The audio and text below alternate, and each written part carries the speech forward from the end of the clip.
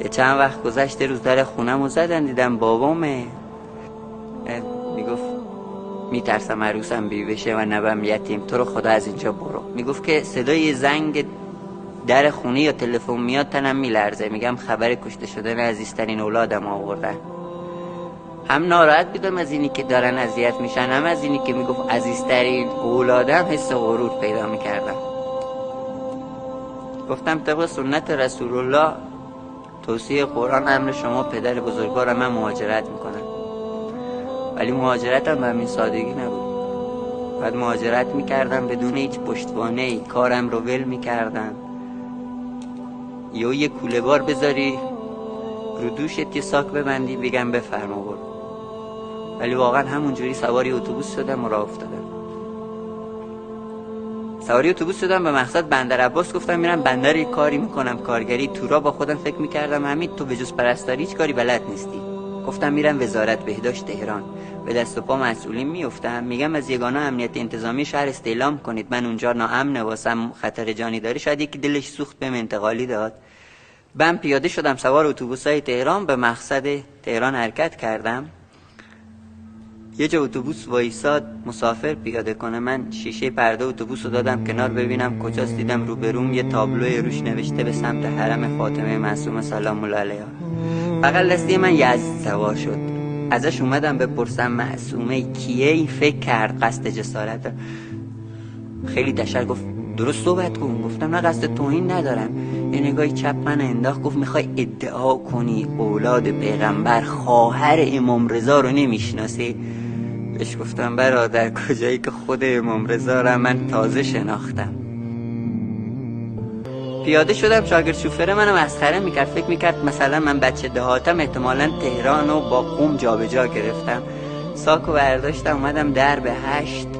به ما همیشه گفتن اینجا قبر پرستیه، شرک، بدعته. ولی وارد حرم شدم، از کفشداری پرسیدم آداب زیارت چجوریه؟ گفت اولین بارته؟ گفتم اولین بار دارم توی مکان شیعی پا میذارم. نماز تحیت رو خوندم، زیارتنامه رو خوندم، میخواستم ببینم مناسک شیعی به چه صورته، چیکار میکنن. کنار زری داشتم قدم میزدم، شیعیان رو میدیدم دست به دعا.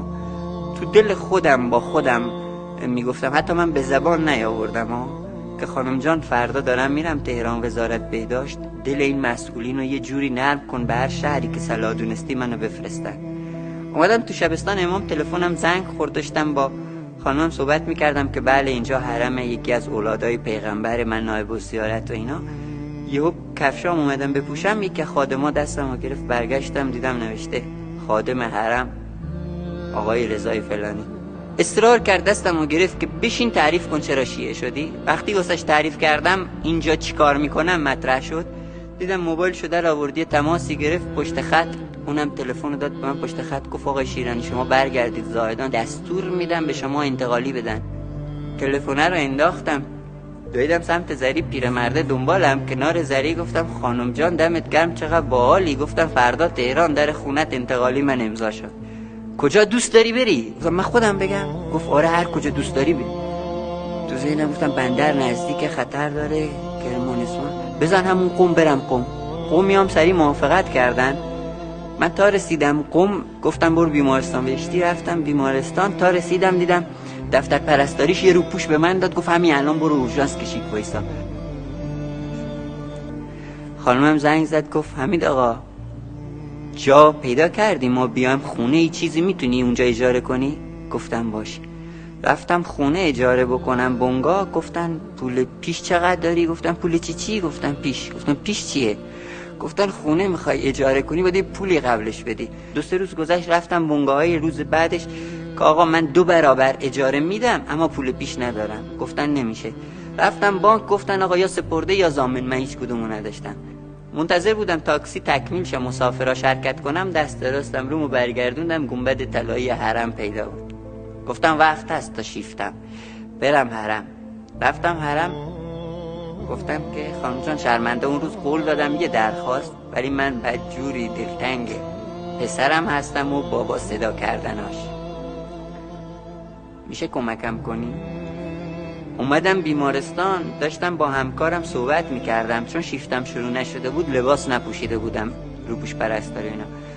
آقای تحویلدار مجری برنامه شهریار کریم قم از مجری شبکه استانی اونجا، این فکر کرد من همراه بیمارم، اومد با من مصاحبه کنه. همکارم گفت نه ایشون همکار ماست، از بلوچستان اومده. چرا؟ گفت ایشون مشرف شدن به تشیع.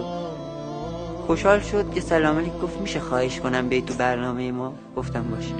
روز بعد من رفتم برنامهشون، تو اون برنامه فقط گفتم چرا شیعه شدن، اصلا نگفتم کجا زندگی میکنم، خانوادم کجان، چیکار دارم میکنم. پایان برنامه یه شخصی که اومده بود جلو در صدا سیما، میگفت من میخوام این آقای شیرانی رو ببینم. بعد رفتیم پیشش، گفت آقای شیرانی میشه یه خواهشی ازت بکنم؟ گفتم جانم بفرمایید. گفت بالا خونم یکی از واحدا من خالیه، میشه بیای افتخار بدی همسایه من بشی؟ تا اینو گفت من اومدم دستشو ببوسم. گفت چه کاریه؟ گفتم بی من نمیدونم کی هستی و چی کاری، اما هنوز 24 ساعت نگذشته من از بیبی خواستم به من سرپناه بده. چیکار کرده با دلت که تو رو از تو خونت پشت تلویزیون بلند کرده، اومدی جلو در صدا سیما، جلو رو همه این آدما، منت من آدم گناهکاری که نمیشناسی رو داری میکشی. رفتم دم یه خونه راست راسکی، فشار آورده بودن به خانواده ایشون، بعد اونام خانممو تحت فشار گرفته بودن. بعد زنگ زد به من، گفت حمید آقا جات راحته؟ گفتم چطور؟